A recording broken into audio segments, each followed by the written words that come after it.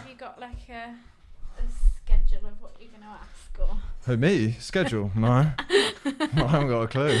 Have you? No, I just like to speak to people who I'm interested in. So, like I say, what interested me about the work that you do is the consistency, the creativity behind it, and the kind of like, you know, chasing something, I guess, that you really want to do in life that might not be. I mean, it's weird when you're young and you say, I want to be a painter or I want to be an artist. Some people are like, yeah, good luck with that. Yeah. So it's making it happen. And cheers, by the way. It's good to meet you. When did you start day drinking? I think when I became self-employed. Oh, there we go. That's on. Oh, that might not be shown. Yeah. Drinking helps when you're I always do it when I'm painting in the day now. Do you? You drink it? Wow. I'm not like to the point where I've got a problem. Do we need to talk about something else? How was art in the park? It was really good, thank you. Okay, Saturday was a bit of a washout. Yeah, I know, it was terrible I was just stood in the gazebo. Yeah, were you next to Barry? Barry Chadwick. He does the headdress. Oh, but stuff. yeah, he was. Yeah, he's a really good friend of mine. Oh, is he? Yeah, I really like him. He's a cool guy. When my dog died, he was kind enough to do this like portrait for me with this. Cool. It was amazing. Took loads of time and effort to do it. Yeah, his stuff's wicked. Yeah, it's really, really cool, isn't it? Yeah. I read this quote and I wanted to share it with you because I thought we could start here. So I do have a little bit of a plan. It says, creativity takes courage. It was by a French artist called Henri Matisse. I just wondered what your thoughts were about having courage when it comes to being brave enough to create and put what's in your mind and like what you want to get out on the page, and then have the courage to show people. Yeah, I 100% agree with that. I think you've basically just got to be brave and put yourself out there with being creative. Like, if you haven't got the confidence to just go for it, you're going to struggle. Did you always have the confidence, though, or was it something you had to do with like hard work? Because everyone wants to be confident. I'm like, it's a lot of hard work, right? I struggled for the first few months of doing it, but it was just getting the feedback on like Instagram and everything really, really helped me. What if the feedback had been shit? Pardon? What if the people had gone, it's not right, would you think you still would have carried on? I would have still carried on, but it probably would have taken me a while to build it up where I have now. Criticism's really difficult to deal with, especially at the beginning when you're new and maybe fragile. I was fine, I think when you get into it, like I say, confidence for me. So one of the things I want to speak to you is, like I say, every post you do is pretty much the same. So you painting, you working, you crafting a skill. So I would imagine that the confidence is like, it's built every day that you do a new piece of work. So when someone does come along and maybe critiques it, you're okay because you're confident in your ability. You're brave enough to put it out there. I think a lot of people get that wrong. They want the confidence before they start, and it's like, no. Yeah, you've got to build it up yourself. I think so. How long have you been painting? Well, I did it for my A-levels and at school and everything, but then went to uni, just did something completely different and did another job for like 8 years. What did you do at uni? Leisure and tourism management. Okay. And then I went to work at a golf club doing like golf days and wow. Very different. Yeah. But then went on maternity leave and started painting a bit then. And then during lockdown, just painted every day, started putting it on Instagram then and putting it out there. Oh, so it's relatively new. Like, literally since lockdown. And then I went back to work for like a month and hated it. And I was like, no, I just want to paint. And then I left. That's interesting, So if lockdown hadn't have come along. Yeah, I wouldn't have realised that I could actually do it as a job, I don't think. Because I had the time to actually do it and, not have to worry about the money as well, because I was on furlough. I know. There's some blessing for some people in the lockdown, isn't there? Especially for creatives. It kind of like slowed everything down. And people were able to do a bit more painting, a bit more writing, a bit more sunbathe, whatever you want to do a little bit more of. It was like a real blessing. So I didn't realise it was so new. And what was that month like then when you went back to work? Like, was that just like an internal feeling of like, I can't do this, like I don't have a choice? Horrible. Just sitting in front of the computer all day, I was like, this is not me. I need to go and do what makes me happy. And was this at the golf course? Yeah. It's so different, isn't it? Yeah. How did you end up there? Like, because it's weird how people pick their like A-levels in uni, because it starts from like what, 15 years old when you pick your A-levels. Such a young age to know what you want to do. Family and everyone were really trying to push me to do art because they could obviously see the potential, but I think I was just like at that age, you're just like, no, I'm not going to do what you tell me to do. I want to do something different. So I just said, no, I'll do, because I was really into like PE and sport and everything as well. So I thought, no, I'll go down that route. But yeah, I don't know if I had have done art at uni, whether I would be doing what I'm doing now. I don't know whether it would have put me off doing it, because I would have been sort of told what to do. Do you know what I mean? That's a really interesting point. And I think a lot of creatives are quite rebellious too. Yeah. So it's interesting that if you'd have had to pass an exam, I probably wouldn't have wanted to carry on doing it then. Yeah. It's like well, I think painting and drawing it's the ultimate freedom. Like I guess you haven't got anyone telling you what. Yeah. Yeah. Do you? That's what I like about it. Yeah, I'm sure. Do you like do you know what you're gonna draw, or do things just come out of you that end up on the page? Yeah. So if it's something that I'm doing, like my own collection, it literally just comes out as I'm doing it. But a lot of the work I do is like commissioned, so people send me photos that I have to copy. So yeah, it's quite a mix. Which do you prefer? The ones where I can just do what I want to do. Yeah. Has anyone hired you yet and just said, Gemma, here's a blank canvas? Yeah, quite a few. Yeah. Yeah, it always makes me laugh, because I'm like, oh, you actually trust me to just do what I'm Do you feel any pressure then? No, I feel more pressured when it's that they want it to look a specific way, and it's got to match like their idea in their head. Whereas if they tell me they've got the confidence in me to just do it, I prefer that. Where did all the nakedness come from? That's what I want to know. I just did one painting like very near the start with like a row of 6 naked ladies. I think I was going to do it as the background and then put the Wolf of Wall Street things on it. So that's where I got the idea from. But once I'd done the ladies on their own, I was like, actually, this looks good just as it is. And everyone absolutely loved it. So I was like, right, this is obviously the way forward. Such a good film.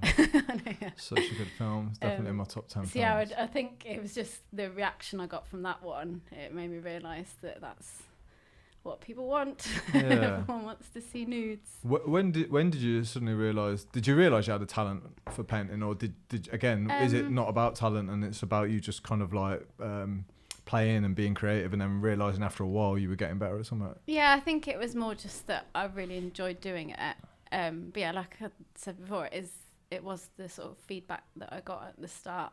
Like I did get a lot of people saying like, "Oh, you're so talented," so it does build up your confidence if you keep getting comments like that. Who was the person that was the most encouraging? In, if you can look back now and go, do you know what, this one person was really supportive of me? Oh, don't know, there's been quite a few. It's all my mum and dad always, because they've always wanted me. My dad used to paint as well, so here we go. Really wanted me to. Yeah, he's really wanted me to do art. There was a few paintings that I did for Heart & Co at the start, and Lou that owns Heart has just been amazing, like the whole time, like really supportive, and like everything that I've put up, she's like, and I think that people like that have just helped along the way. Do you think we all need someone to believe in us more than we do ourselves, or do you think you can make it on your own, or do you need it? It depends what sort of person you are. I think some people need to be told, whereas I don't know. Do you know what, Gemma? I had a guy on last week and he was like, tell me I can't do something and I'll fucking do it. he was like that. He was like, the more haters, the more doubters, the better. Whereas for me, I always really kind of like, if someone believes in me, truly believes in me, and they can get more out of me than what I think I'm possible of. Yeah. That's how I respond. So I didn't know whether you were one of these that were like, actually, Gemma, I don't think you can make it in painting. Or actually, I think you're amazing. Get out there and do more. Or whether it doesn't even matter, you're going to do it anyway. Yeah, that's the thing. I'll just do it anyway. But I do think that I'll probably be more motivated by people saying that it's good rather than someone telling me I can't do it. Sure. I think that would probably knock me down a little bit. Have you ever had someone who hasn't liked what you've done? Yeah. Have you? Yeah. So shit. I used to paint the windows at house for like Halloween and Christmas and everything. Yeah. And the owner always asked for them to be really like out there and like lots of nakedness and stuff. So I had a lot of like older people saying that they weren't happy with it being on the windows on the parade. So yeah, it's just like comments on Facebook and things like that have been, but they've never really bothered me that much. I Why think not? that because I just think that's 1 out of 100 people that commented on it, and everyone else said how good it was, and then it's just them that I don't know whether it's just a generation thing that they don't agree with it, or maybe. Do you not find the older you get though, the less you give a shit about? Yeah. Yeah. So like, I think that kind of comment when I was young might have crushed me. Even about the podcast, like, 'cause not everyone's gonna like it, right? Yeah. So like, I think when I was young, I would have been so full of self-doubt that like one little comment would have like threw me off. Yeah. Now it's like, do you know what? If it's someone I respect, I'll listen. But if it's someone I don't, do you know what? Fuck you. It's just, I didn't ask for it. I don't value it. Yeah. But I think that's more of an inner strength that you got about yourself. Yeah. For sure. And again, here's another great quote. It says, every artist was first an amateur. And I love that. Yeah. And that's why I kind of really like artists, because I'd love to see their first drawings and their first paintings. Yeah. I don't know if you can remember the very first one that you did when you were young. I've still got all of my books from school. Have you? They're all in my nan's garage, yeah. Yeah. So yeah, I did look through them recently, and it was making me laugh, because it's just seeing the progress from I'm then sure. to now. Have you put that out on social? No. You should. I haven't actually, yeah. Yeah, because like I say, the reason I reached out to you was I just love the consistency. I just love watching someone get better at a certain craft. Yeah. And your IG page is all about that. It's all pretty much the same stuff, right? Yeah. And some people might think, well, that's boring. I think, no, that's what you need to do to get really good at something. Yeah. So the fact that you've got that collection, you should share that. Yeah. Yeah. But like your first painting versus today, Yeah. what was the first one that you did? I don't know which one was the first. I'll have to have a look through and see like the dates and things on them. I'll try and find it and show you. So what advice would you have to any to any young creators out there, especially ones who are maybe holding back through fear of what people might think of the work that they're doing? Yeah, just keep practicing and putting stuff out there. Like we were just saying, you just need to sort of build up your confidence more than anything. Yeah, I think if you just keep trying new things, trying different styles, and then you'll soon find something that you start to get a lot of people interested in. Yeah, I just think for me it was probably just having those days during lockdown where I could just try different styles. And but I'm guessing you didn't put your original stuff out there, right? You know, when you first started painting and drawing lockdown, did you put your very first ones on? Yeah, you did. Wow, yeah, okay. I did quite a lot of like celebrity faces. So okay. I think I then like sort of tagged Nicole Scherzinger, and she actually commented saying wow, and so it was cool. just little things like that were really sort of motivating. Yeah, and I don't know what you think if someone was like a total beginner, whether they just might want to not worry about putting content out, at least for the first year, and just the art of practice every day. Especially because it must be difficult if you're really passionate about something, but you're not very good at it. Yeah. So I was like this in writing. I love writing, but I was doing writing for 6 years. Okay. I was terrible at it. Yeah. And I worked every day, and I got better, but I was fortunate enough to have a really honest mentor in Kit Dewell. She lives around here. She's really cool, but she's like no nonsense. She's like, Alex, this ain't good enough. You know what I mean? It's like part of it is like fucking hell, but part of it is like you need because sometimes you can become a bit delusional with your talent. There's a lot of delusion out there now. It's really difficult. But you know, when someone thinks they're a good singer or a good writer and they're not, it's like, when do you stop? When do you continue? It's one of the hardest things to know when to continue and when to push on. Yeah, I think that's why art is very different to say like singing and things, because you can't like it appeals to different types of people. So some people probably look at mine and don't like it, whereas you'll get some people that do. Whereas with singing, I think it's very like you either have a good voice or you don't. Yeah, that's a good point. I think art is very subjective. Yeah. You get people paying millions, and you know, when you get people like me look at it and go, I don't get it. And then you get some people like, go, wow, my kid could do that. Yeah, that kind of stupid shit, you know. So it is very subjective, but I think it's one of the only ways some people can express themselves. Like words can't explain everything. Some things are so sublime that you haven't got the vocabulary or the words don't exist. Whereas I think with art you can just really kind of like display what's inside you. Yeah. And you don't even need to explain it. That's what I love about art. Yeah. Like if someone comes and says, "Where'd you get this idea?" You don't even have to answer. You can just say it's come from within me. I was talking about this at the weekend because I hate it when people say to me, "Oh, so what inspired you to do this painting? Like, what does it mean?" Because I can never explain it. It's just what comes out on the canvas, and yeah. I just find it really hard when people say, "So tell me," like I just can never. So you go completely off intuition then. So it's not like anything has a meaning behind it, or it's just whatever I think looks good.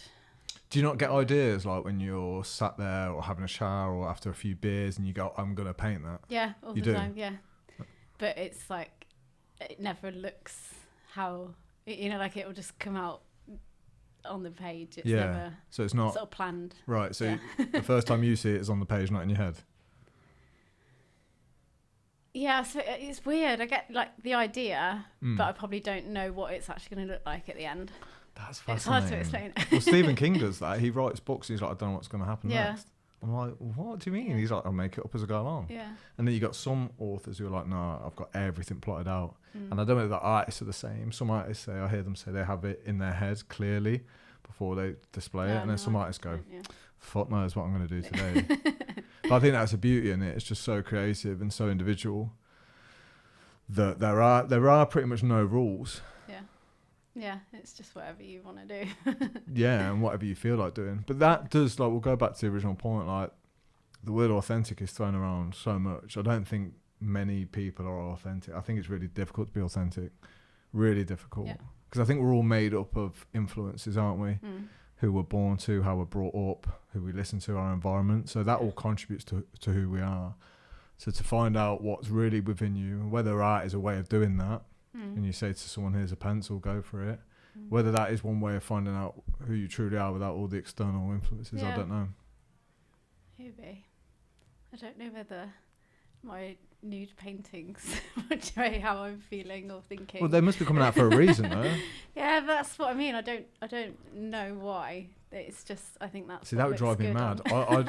I'd be like, why? Yeah, why am I painting? Why are nude pictures? Yeah, that's how my brain works. Like, and again, this is why I'm not a creative. So do you always think like they've done that for a reason? Of course. Like, but yeah. So I'm fascinated. Like, why is this person drawing naked women? Yeah. See, I can't give you an answer. Yeah, no. But I guess like I'm a bit of an analyst. I like to know, like, why? Why would you do that? Why are you doing this? Whereas a true creative, I don't think they give a fuck. I think they're more just like, because I wanted to. Yeah. And I wish I was more like that. Because being really analytical can get you into all sorts of rabbit holes. And it's just like, because I want to. But it's just never happened for me. Yeah. Even in my writing, I could just never let things out. I don't know whether it is like more of a guy thing too. I don't know whether, because some guys are expressive, but maybe not as many. Like women just seem to be more expressive in most areas of their life. Even their vocabulary, they can describe how they're feeling. Most men, I'm like, I don't know how I'm feeling. And if I did know, I wouldn't be able to explain it. Yeah. So I don't know if that has anything to do with that. I find it all quite fascinating. Yeah, it is when you start thinking about it. Yeah. You can go into a bit of a hole. Well, this is what I do. You're just like, "Alex, I fucking paint." Like, I don't really know, I don't care. Yeah, I know. It's amazing. So do you have any plans, or do you think I'm just going to paint today? Like. Yeah, so most weeks I've got like 2 or 3 murals booked in, which are sort of specific things that I've been asked to do. If I've got like an exhibition coming up or something like that where I've got to create my own things, I'll just sort of do what I want to do whatever comes into my head. But you don't want to build a business. Do you want to build a business? Do you want? So do you want to be on the famous world stage? I don't really want to go down the route of going into galleries.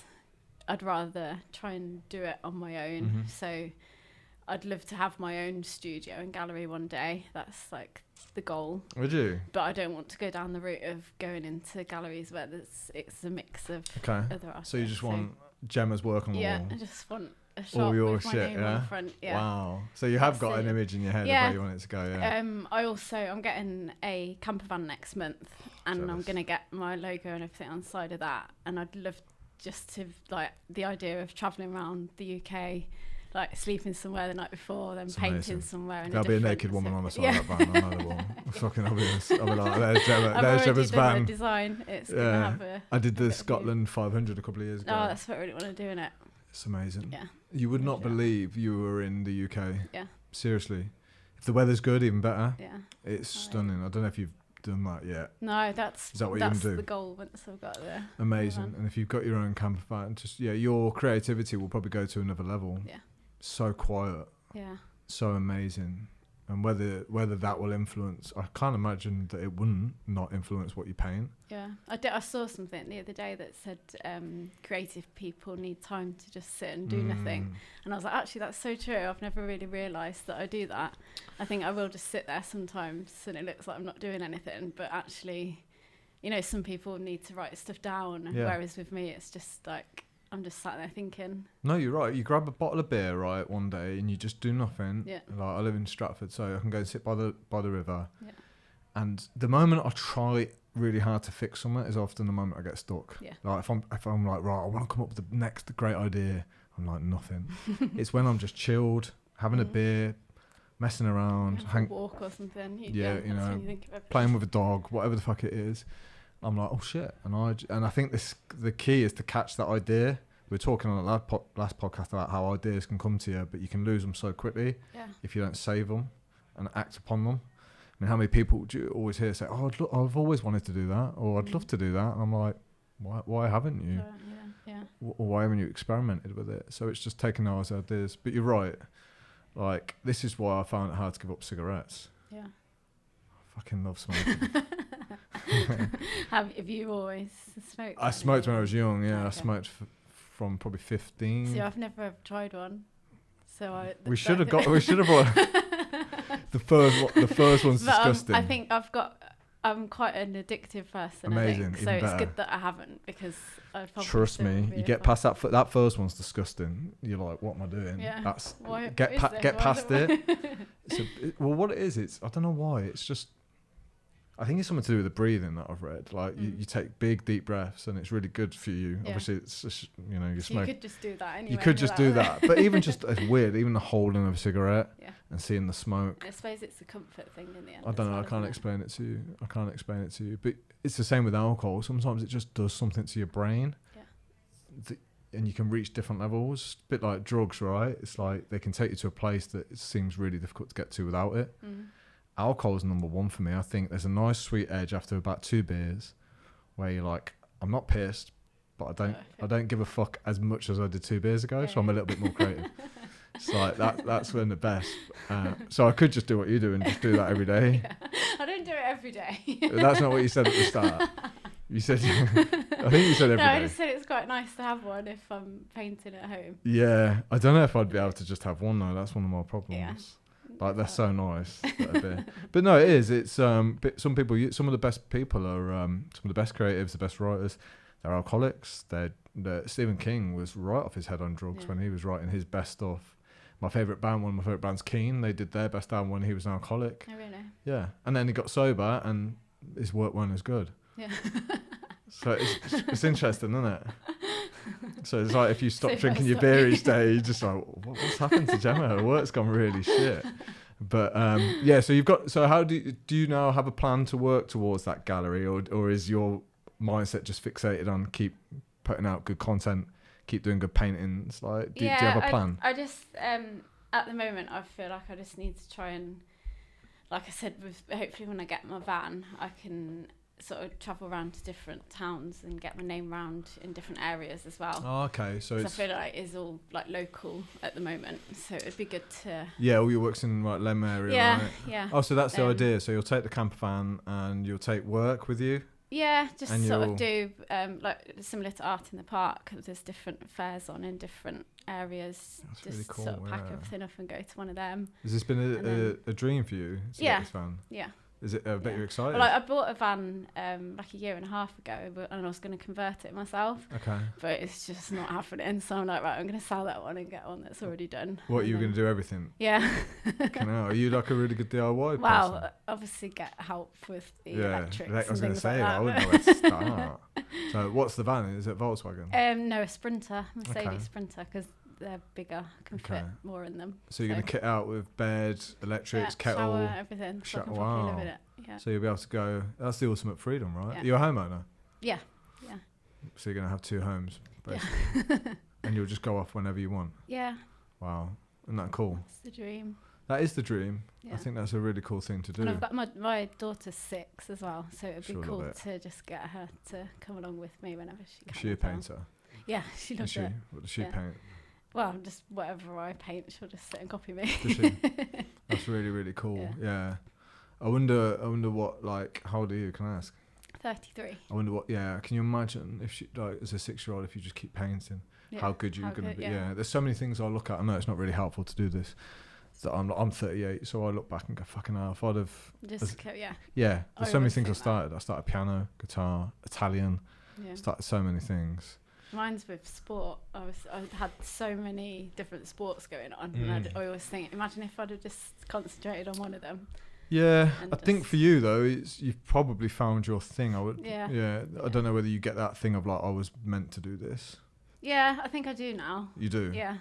Would it break your heart if you couldn't paint, or would you just be like, do you know what, I'll just go and find something else? Yeah, I'd be gutted. Yeah. I don't think many people have that, I think that's pretty special that you've got that. Yeah. I think a lot of people go through life never knowing what they want to do or what they're good at. So many people that say that to me. It's amazing. Yeah, you'll probably have people that are quite envious, for sure. Especially one that allows you to be so free. Yeah. And creative. You can buy a van, you can go off, you can do it anywhere. Yeah, there are a lot of people that will never, ever, ever get to that level. Yeah. And I don't know whether some of it is luck or some of it is, or it's just all hard work, or whether you just, like I say, stumble upon the thing you're meant to do. Yeah. I don't know. Sometimes it's just been in the right place at the right time and meeting the right people, and I do think that has a lot to do with it. You probably won't have sat there and thought this because you don't like do this the crazy shit that I do, but I just find it absolutely fascinating, like how... So I believe like life's a bit of a lottery in terms of who you're born to, when, where. So it just seems like everything has to meet some weird blueprint, or some, like, everything has to be in alignment. Yeah. So for you to be doing what you're doing and love doing it, like so many things had to happen. Like so many, like an infinite amount of things. See, I don't think of it like that. No, it's that's why I love speaking to people on the podcast. Yeah. So I'm like, everyone's so different. Yeah. The way people think, the way people act. Some people are so uptight and stressed. And that's me a little bit. Some people are just so carefree. Yeah. And I had a conversation with a psychotherapist last week. We're like, we don't know whether it's healthy to be one of these people that reads all these self-development books and works so hard on themselves. Maybe the new route is just letting yourself be. It's when you let yourself be though, and it gets you into a lot of trouble. Yeah. Maybe it's not, maybe letting yourself be is you doing things that don't fit into the constructs of society.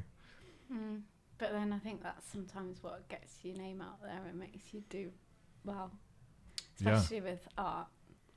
Like if you break the rules. You mean being rebellious? Yeah, like a bit like Banksy. That's how. Sure. He's with him though, I always feel like it was like it's a natural thing.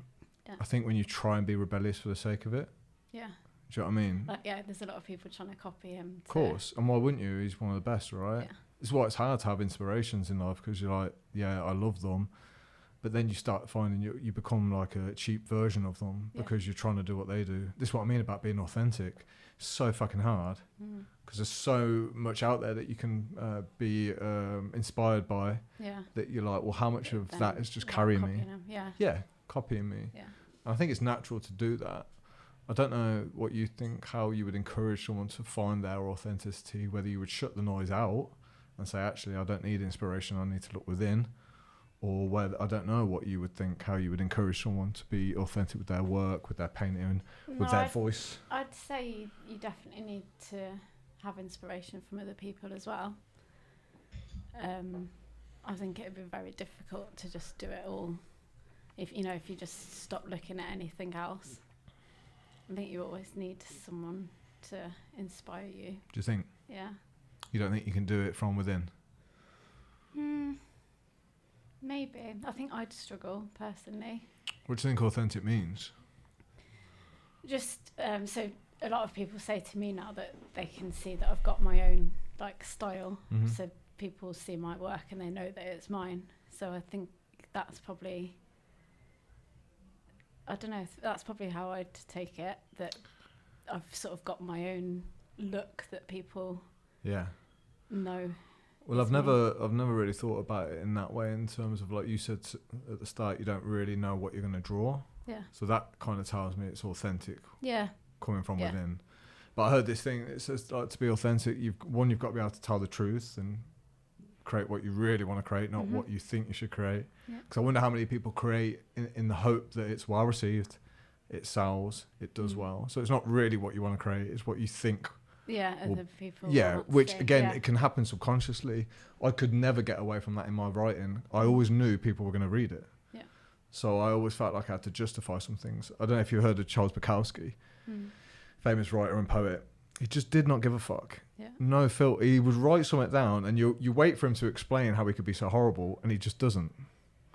And that's it. Yeah. And like, even though he was quite a horrible man, like, people admired him.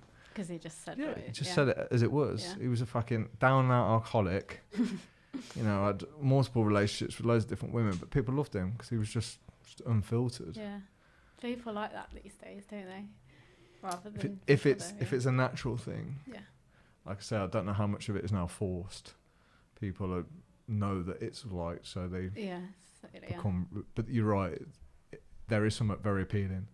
I think it's like, if you look around here now, there's a load of normal people sat in here, right? Yeah. Are they? Yeah, very normal, well behaved.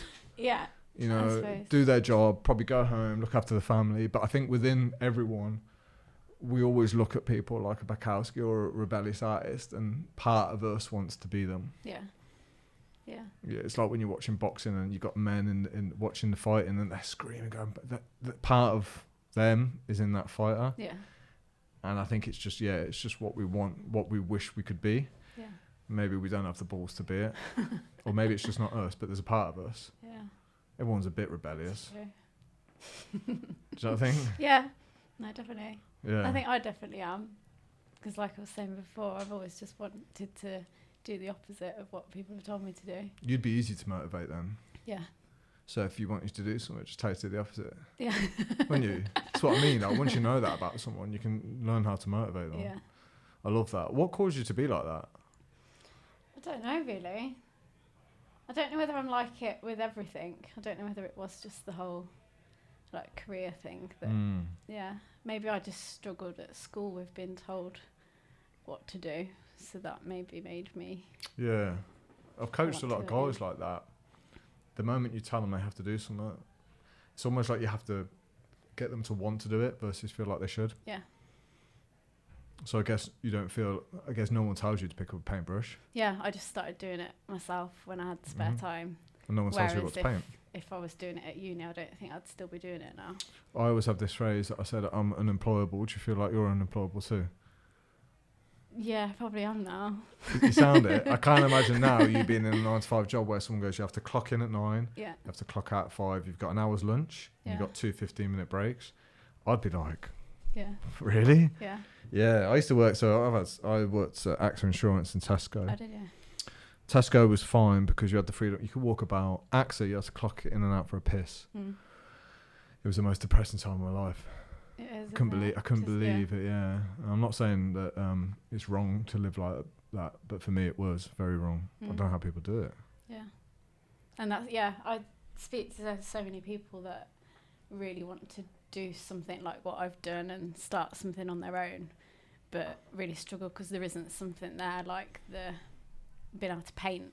It's just trying to find something that you can do that is your own thing.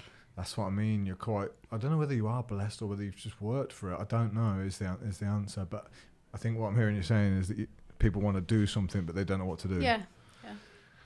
That's tough when you're in that stage in life, especially when you're like 40 or 50 years of age. And you might feel like the times to explore and the times to be free are over. Yeah. I don't know how you would advise anyone gets out of that.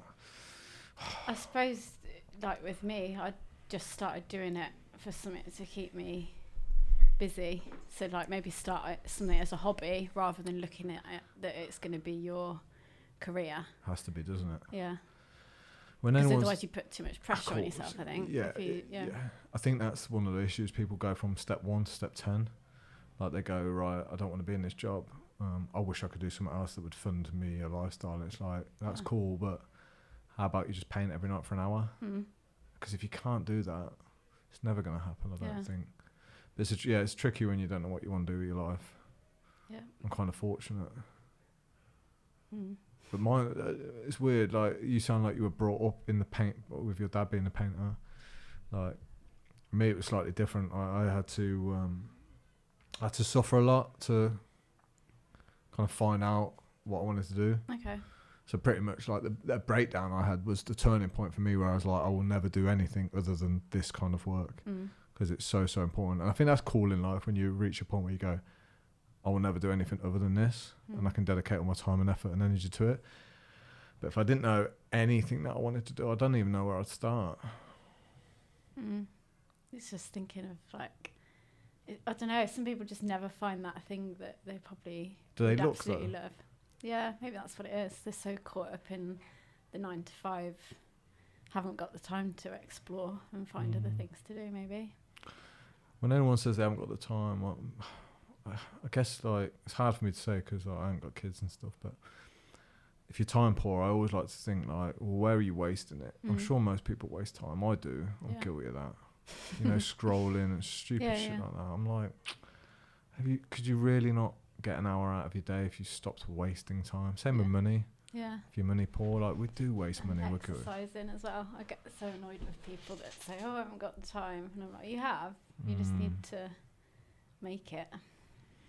Yeah. Or like I said, at least stop wasting it. Yeah. If you're really good with time and you still haven't got time to exercise, I get why that might be a problem. I don't think I've ever met anyone that, like you say, can't create the time to exercise. Especially as exercise, you can do it in 20 minutes. Yeah. If you know what you're doing. What do you do? Just go to the gym like 5 days a week, and then normally like cycle or always go on big walks all the time. You're a weightlifter? Yeah. Yeah. Yeah, that's my favourite thing. Go to a proper bodybuilding gym. Oh, do you? Yeah, it's good, isn't it? Yeah. It's definitely the best thing for my mind that I've ever done. Yeah. Yeah, that's the massive thing for me. If I don't go, I'll really struggle then during the day to actually so you go in the morning? Yeah. Yeah. Oh, it's funny you say it. I was like watching this thing this morning about it, how it is literally the perfect start to anyone's day. And if you can do it in the morning. Do you normally go in the morning? Yeah, I like to do about 10:30. So I like to get up early, work for about 4 hours. Okay. Then go to the gym at about 10 and then work again. Because this laptop here fries my brain. I do a lot of my work on my laptop. I get bored. Yeah. My attention's not great, so I like to break my day up a little bit. Yeah, but one of my biggest obstacles is by like 3 p.m. I'm knackered. I'm knackered, so I feel like I've got like another half a day in me if I get my energy right. Yeah.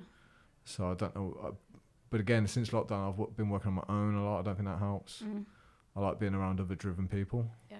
So another thing with being a creator or creative like yourself, like a lot of it is quite it's quite isolated. Yeah. Like you're on your own painting, and whilst you can be expressive, you are on your own. Yeah, I do struggle with that. So I'll have some weeks where I've got a lot of different murals booked in, so I'm going into different businesses and speaking to loads of people while I'm doing it. But then if there's a week where I am just painting at home on my own, I can tell the difference with like my moods and What's the difference? Just don't feel like, I don't know, I think it just makes me feel a bit, not depressed, but just like probably lonely. And I think it definitely makes a difference if you just sat on your own all day. Yeah, well, that's a hard one to beat if you're a painter. Yeah. Like, you have to be on your own. Have you ever done any kind of group energy painting stuff where like you sat around other painters? No, I haven't actually. That'd be interesting. No. Yeah. Wouldn't it? Yeah. I mean, that's what this is here, really. If you think everyone's got their own mission, but there's an energy.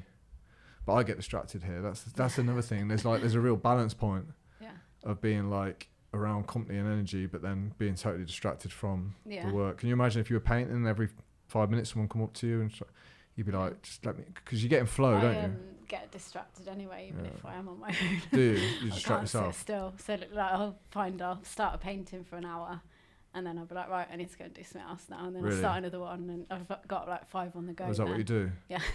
Yeah, it's interesting to know everyone's system. I'm a bit like that.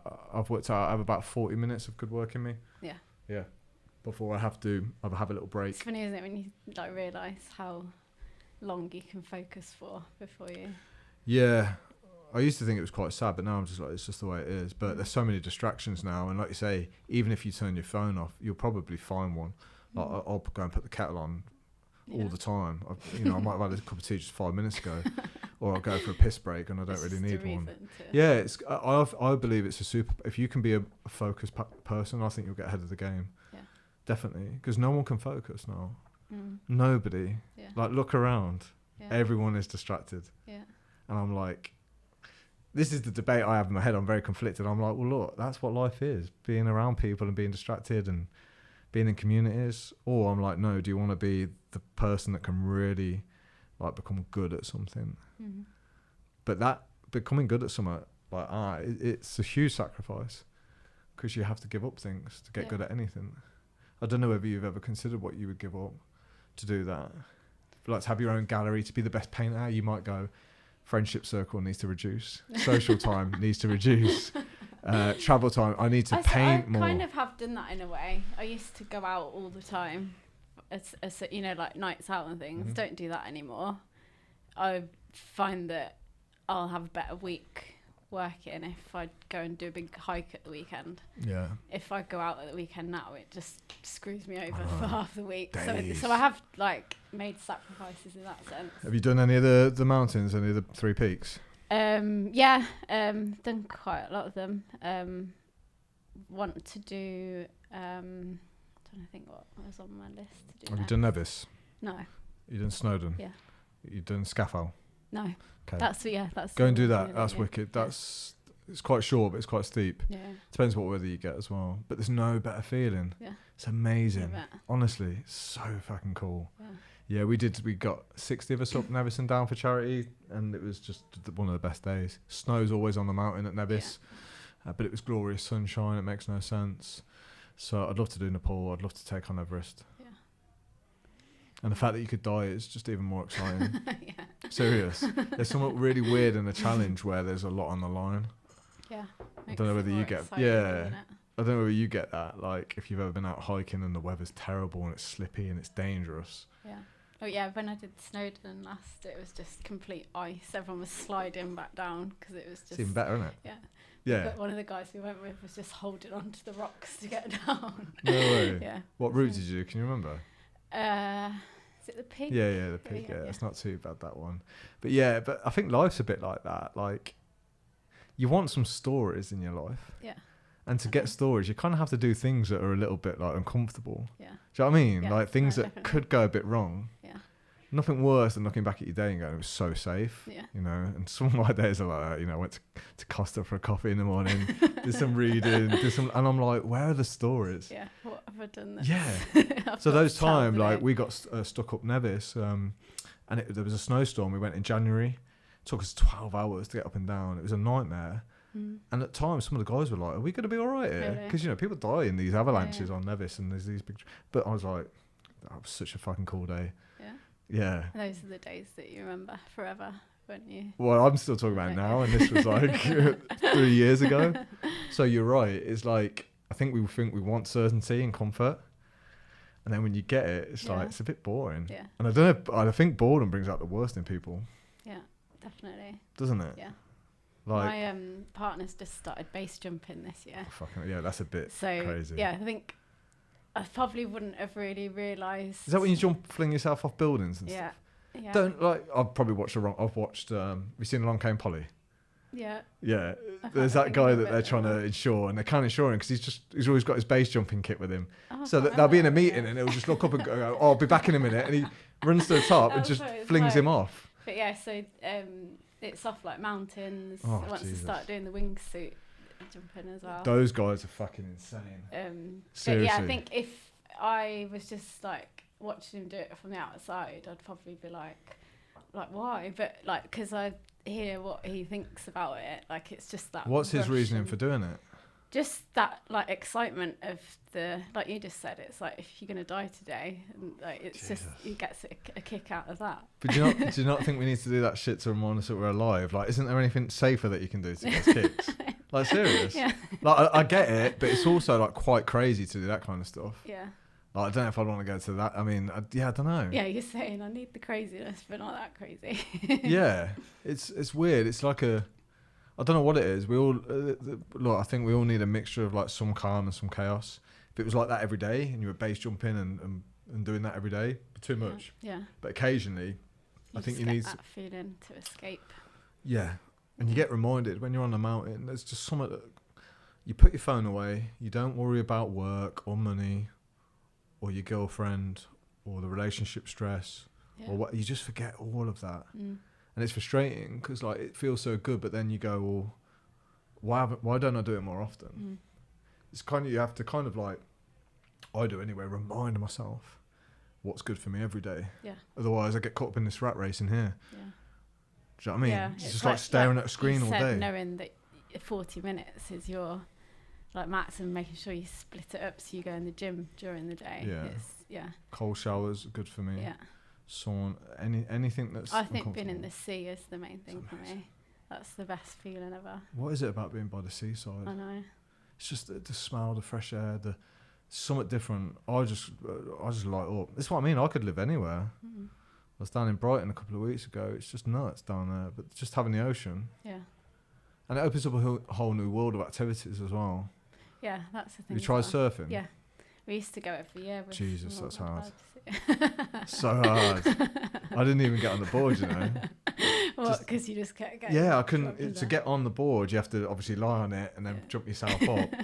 I'm not the best swimmer. I learned how to swim when I was 30. To get on the board is incredibly difficult. Incredibly difficult. Like so much hard. It looks so easy. Yeah, it does, doesn't it? And I only did it in these little waves in South Shields. It was nothing major, but it was so frigging hard. But just that feeling of being in the cold water is amazing. Yeah, you just feel free, don't you? You feel free and you feel alive.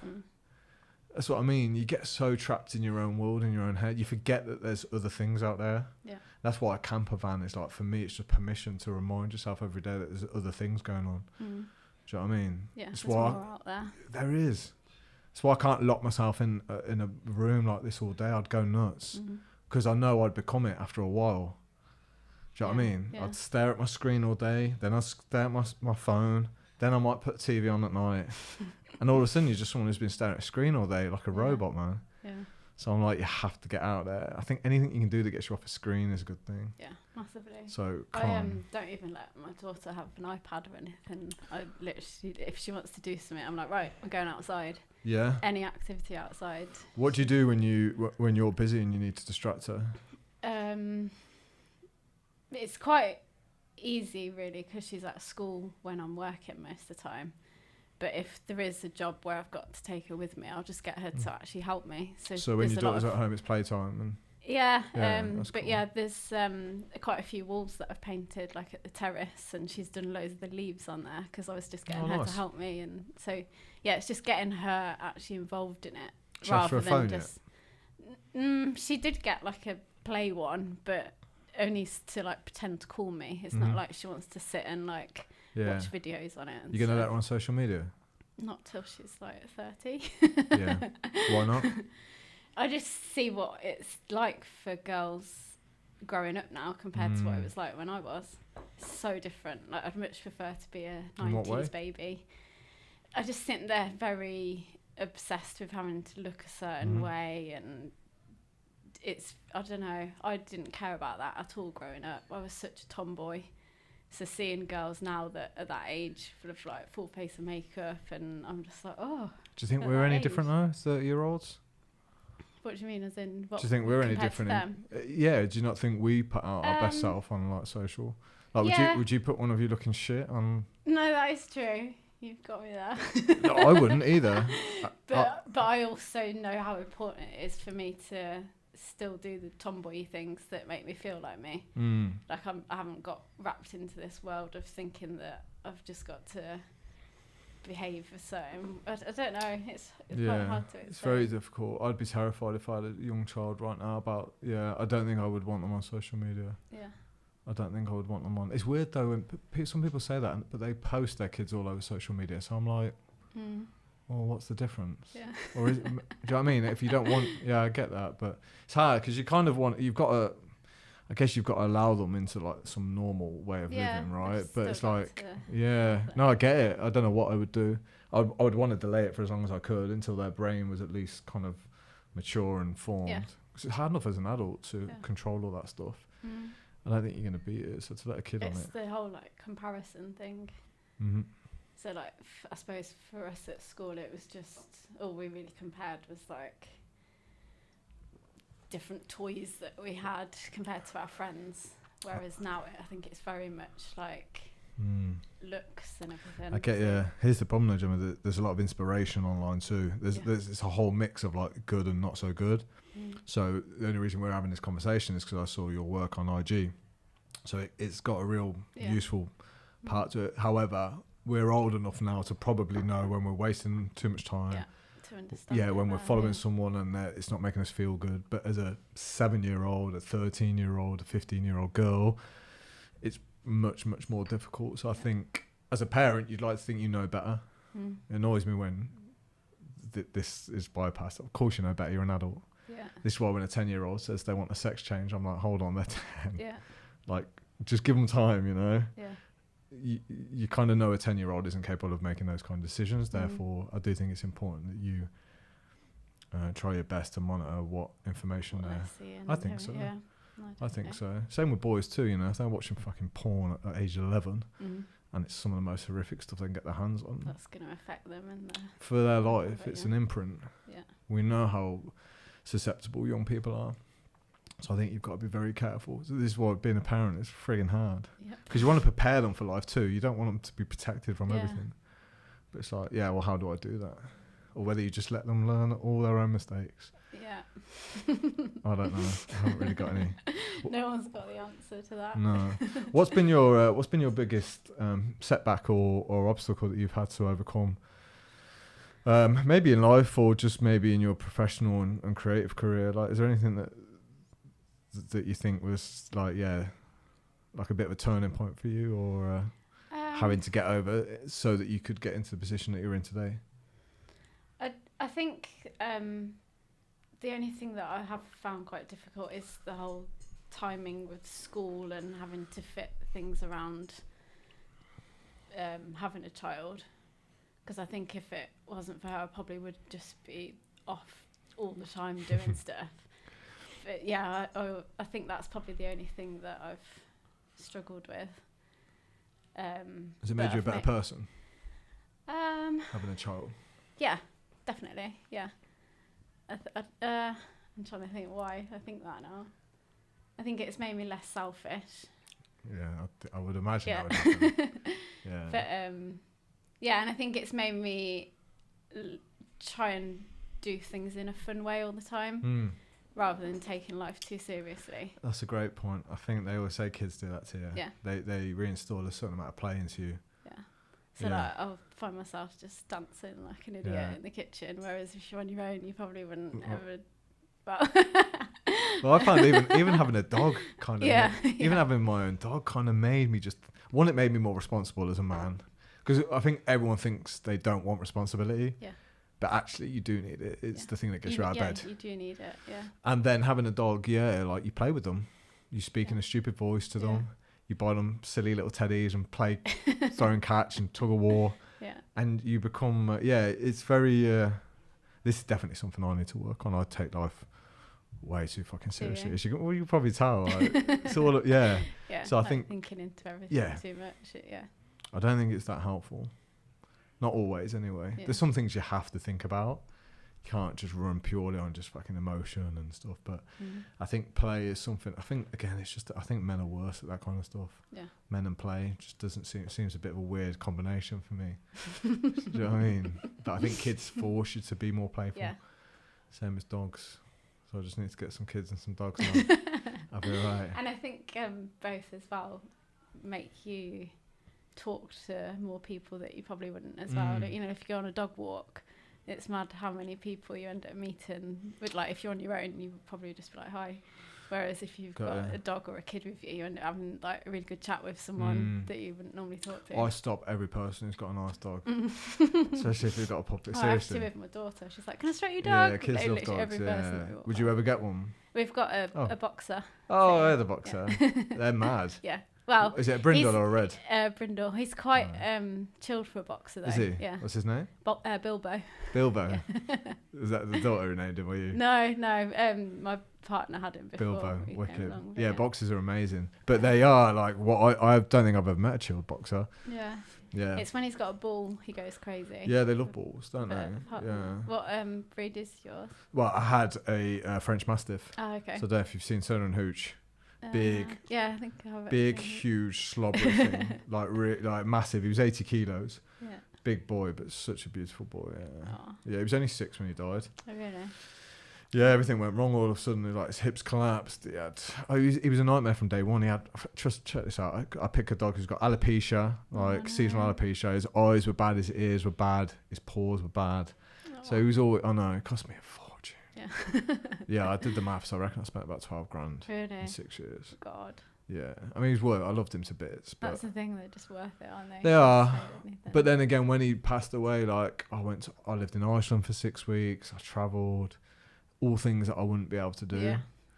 This is the thing. It's that constant battle of like, I want responsibility, but I know when I get here, I'm not going to be able to jump in my caravan or my camper van and just fuck off for a week.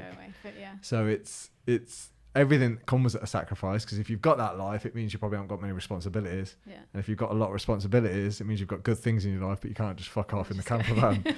So some people pick them, or some people it just ends up happening. Yeah, it's kind of like, what kind of life do you want to lead? And unfortunately, like I think as humans, we want to lead it all. Yeah. We want the responsibility, but we don't want it. Yeah. We want to go and fuck off, but we want to be able to stay at home and have our comforts. You just have to deal with doing it 50-50. I think so. I think this is where you can sit back and ask, well, what is missing from my life? Okay, so I've got a real steady routine, 9 to 5, but maybe it's just a bit more adventure that you need on every Saturday. Instead of sitting at home or getting up late, you go up Snowdon, or do you know what I mean? I think there's ways of giving yourself what you need. Especially if you've got kids, you should be going out and making an effort anyway to do cool things and not watch TV. It just requires effort. Effort's difficult because it's always easier not to do the effort thing. I find it's more effort to sit in front of a TV and sit still than it is to go. Yeah, but again, I think that's your DNA. I think it's your DNA anyway, unless you've taught yourself to be like that. But again, it doesn't make sense for a creator or a painter to just be slobbing around the house. Yeah. I don't think so anyway. You want to go out and see I think things so. to give you inspiration. But I can imagine you in that camper van sitting out looking at that amazing scenery. It is an artistic view. Yeah. Do you know what I mean? And I can definitely think how it will help you create. It'd be interesting to see how your work changes. Yeah. Even just organically over the years, to see whether you're still doing the same or whether your travel and your experience shapes you. I can't remember this. Here it is. It says, art speaks where words are unable to speak. I love that. Yeah. Because I was like, there's so many times in your life where you just can't express things, but you might be able to show it. To show on it, yeah. Yeah. And some people can show it with their fists and get angry, or some people can literally, it's such a talent to go, what's in there? I'm going to fucking splash out onto this. Isn't that amazing? Yeah.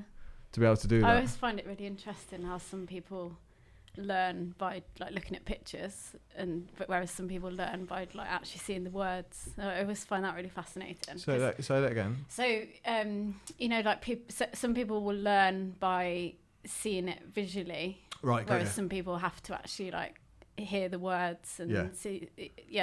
And I think I've always been like, I have to see a picture of it to remember it and know so what if someone explained it with words, you might be like, I'd probably just go like that. Well, that makes sense at school, because often, I don't know about, what school did you go to? Heart of England in Borsal Common. It's a nice one, isn't it? Yeah, it's alright. It's kind of, again, it was traditional, like, teacher stands at the front and speaks for 50 minutes. And that is no way for me to learn. Yeah. I have to do. Or see. Yeah. I can't hear. Yeah. So you're right. I think that's interesting. And again, if you know yourself well, you'll know how you learn. Yeah. Yeah. It's hard for kids now to be in school, because it's just like, if you're not everyone's got ADHD now and everything. I'm just like, well, Maybe they're just bored, man. Yeah. You know, I'd have ADHD if I was listening to you for an hour, ramble on about something I'm not interested in. Yeah. The thing is, adults, we can pick and choose what we listen to. Kids, you like sit there and listen to this. It's a real difficult thing to do, don't you think? Yeah, no, definitely. I just don't think I'd be able to do it. So yeah, imagine going back to school now and having to sit there for an hour lesson. Were you when you say you were rebellious at school? Like, how did that show itself? Were you like getting into bother? Were you? Not really. I wasn't ever like a really naughty one, but I did get in a few little. You know, like there was one day where. I can't think what it's called now. In a science lesson, there's like that blue liquid that you can set fire to. Is it? I can't remember what it's called. Talking about the Bunsen burners that you'd use. Yeah, so I wrote my name on the desk with it and then set fire to it. So it's just little things like that. But that's something where it was like me trying to be creative, trying to like. Yeah, that's what I mean. But that's what I mean. You might look at it and go, "This Gemma's like setting fire to shit. She's a rebel." Yeah. But like, if you dig a bit deeper, it's just probably just trying to be express. Great. Yeah. Yeah, and so it wasn't ever that I did anything like really bad. It was just silly little things like that. Yeah, I was the same. I was just very, very lazy. Yeah, you were never gonna make me do anything I didn't want to do. I'm like that now.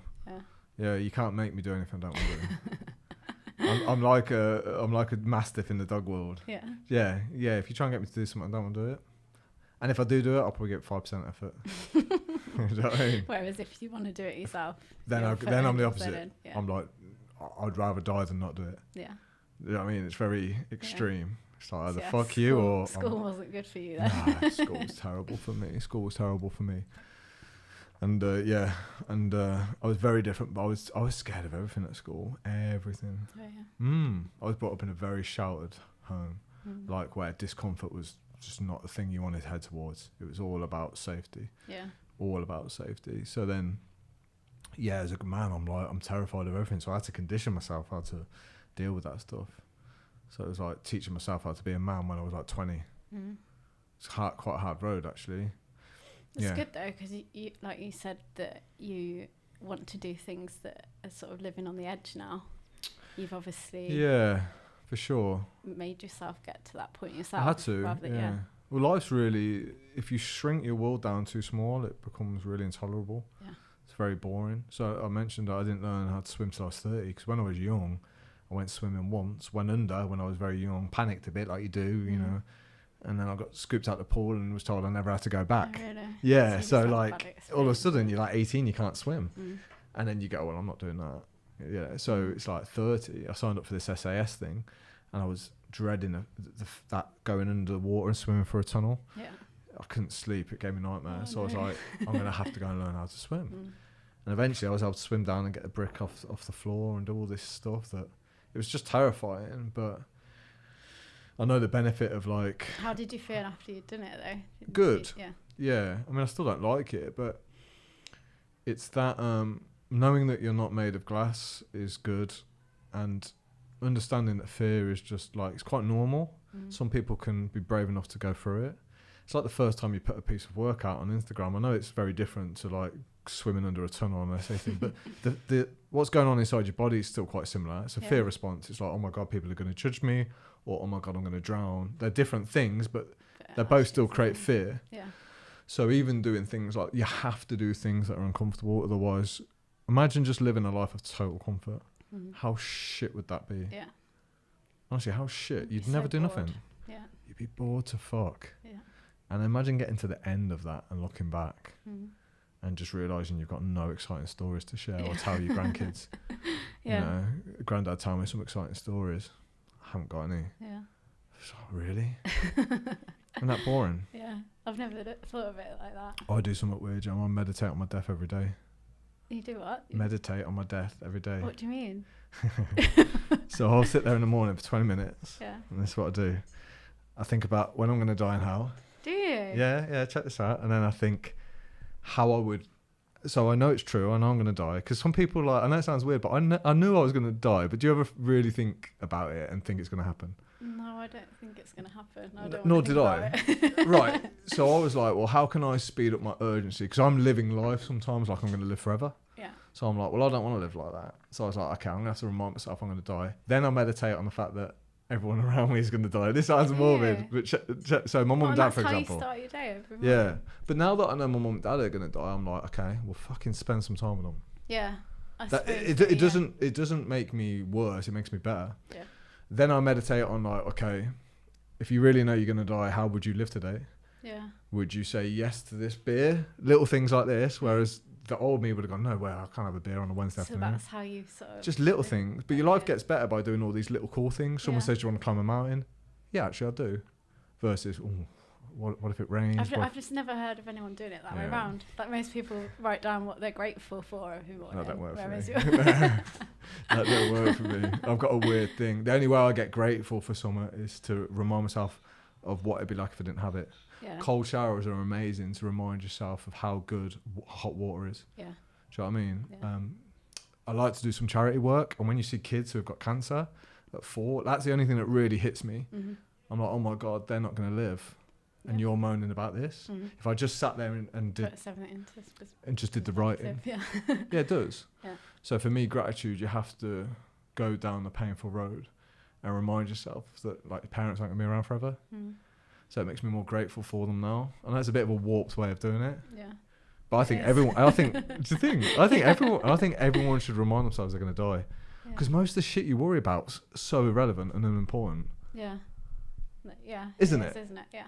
Yeah, someone said the other day, like, you know, you're worried about this, and there's kids that are in Syria that are worried about being bombed today, like literally being bombed, and you're all worried about and this. That probably changes how you do your day then, doesn't it? Yeah. So just that reminder, it's a strange way, but everyone's got some strange things, right? Try it for next week. Yeah, see if it makes a difference. Yeah, I'll. If you're interested in it, I'll tell you how to do it properly, because it could be just weird if you just sit there. It could make me go the opposite way. It could, if you just think about dying, but it's more about how it enables you to show up. Yeah. And how there might be people in your life that you might take for granted.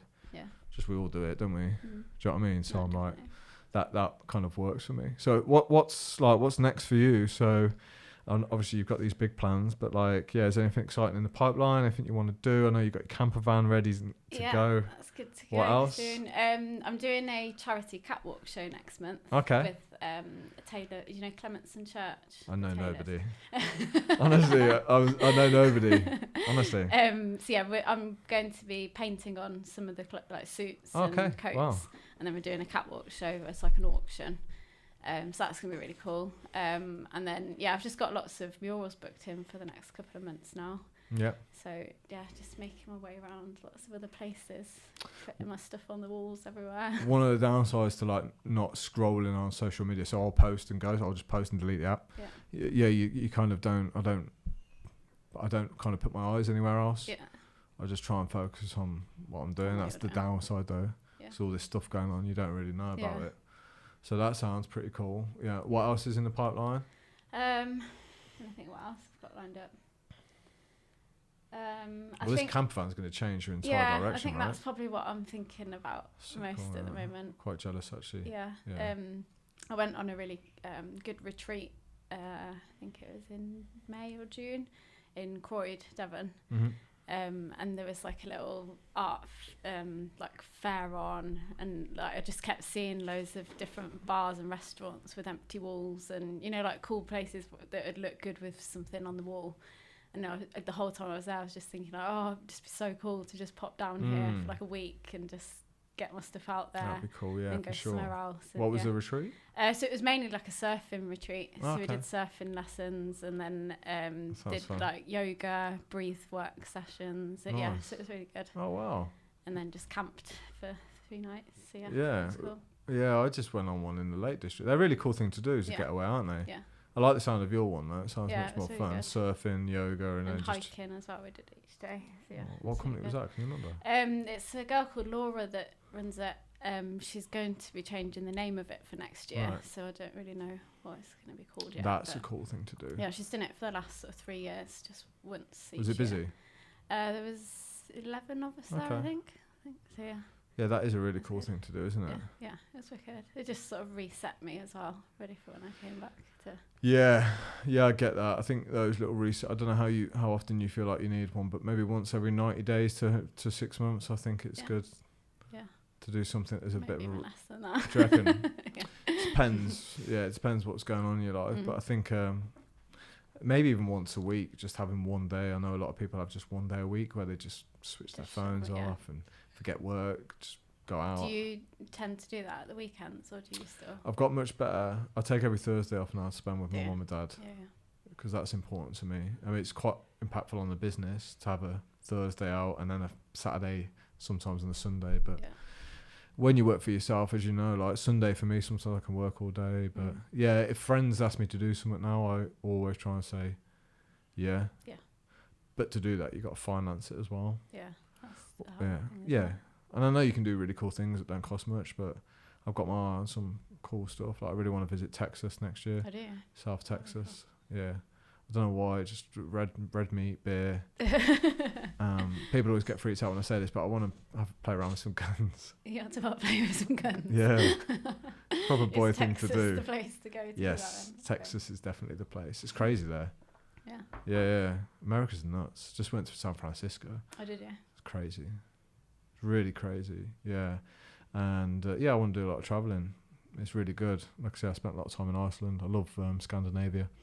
Yeah. Just been to Sweden not long ago. I really want to go to Iceland. Iceland's it's very it depends, again, if you're happy driving and going out and seeing stuff, you'll have a great time. Reykjavik is tiny, that's where everyone lives. Yeah. You can have a really good drink. I don't know if you like a proper drink, but like you can have a good night out there. Yeah, but there's some cool stuff, loads of volcanoes. Blue Lagoon. Okay. It's really, really cool. Very cool. Weather's crazy. Just don't know what it's going to do.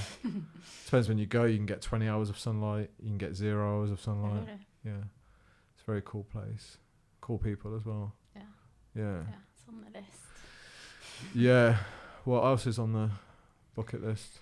Come to that mic, Gemma. Do you want to travel around Europe in my van? Yeah. That's next on the list, I think. Wow. This van's going to get some miles. Yeah, that would be really, really cool. Yeah. Are you in a position where you can take your daughter and your boyfriend? Yeah. You can all do it together. That's really cool, isn't it? Yeah. What an experience. Imagine being 6 and being able to live that lifestyle. I know. Yeah. Isn't that amazing? I know. You've got to take the dog as well. Yeah. You're going to fit all 4 of you in the van? It depends like how long we go for and everything like that. Might be able to do it where, I don't know. What are you going to do with the dog? Well, it'll be alright in a van, won't they? Yeah, that's what I mean. You got to take it with you, yeah. Yeah, I thought you meant it would be alright. Leave it at home or something. No, but so listen, I don't know if there's anything else you want to cover, but I thought it was really cool chatting with you. Like I say, what impressed me was I love discipline and I love watching someone get better at something. Yeah. So I think I've got it right, but your IG is just a personification of that. Yeah, just hard so work. Just sort of see it goes back for ages. Yeah. I think I'd say to anyone who wants to get better at anything to go on your IG page, which is, what's the handle? So it's Gemma Grao Art. Yeah, go on that and just have a look at the consistency. There's no secrets or hacks on it. Oh, I'm glad you think that. No, it's cool, isn't it? Yeah. No, I've always liked that. It's quite single focused. Yeah.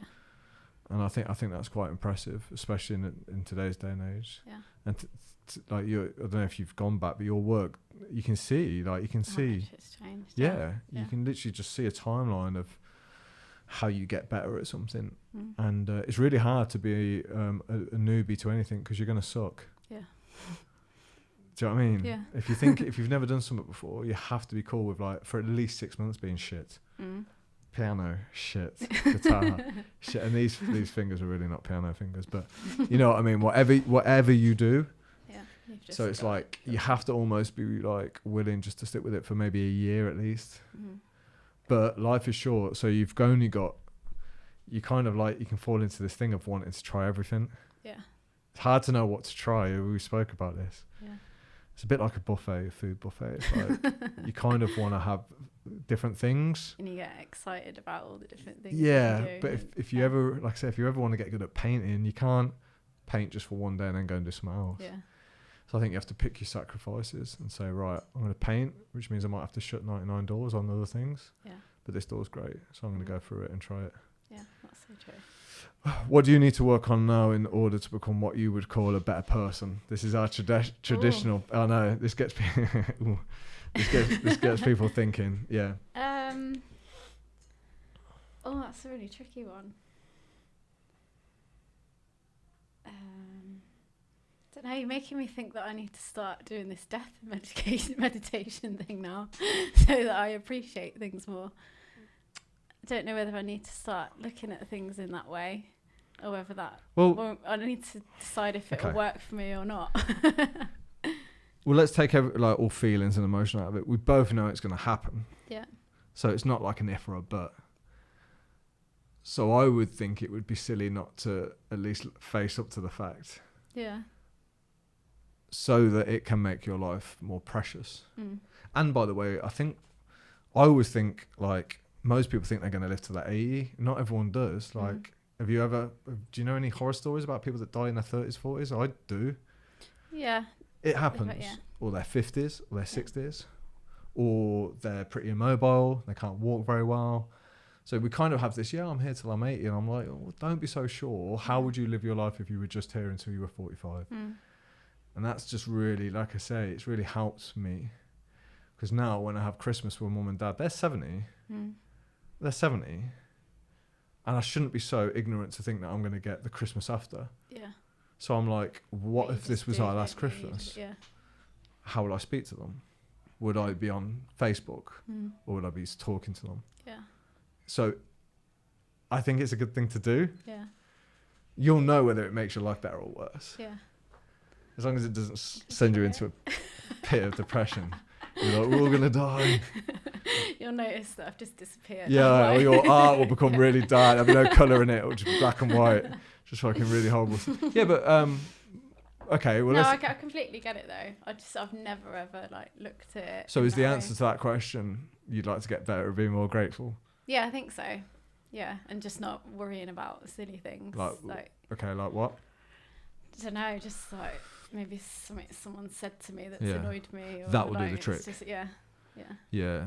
Nigel said something to me. I had Nigel on a podcast who owns this place. He was like, if it ain't going to matter in 5 years, then why would you let it bother you today? Yeah. It's easier said than done, but it's a good thing, right?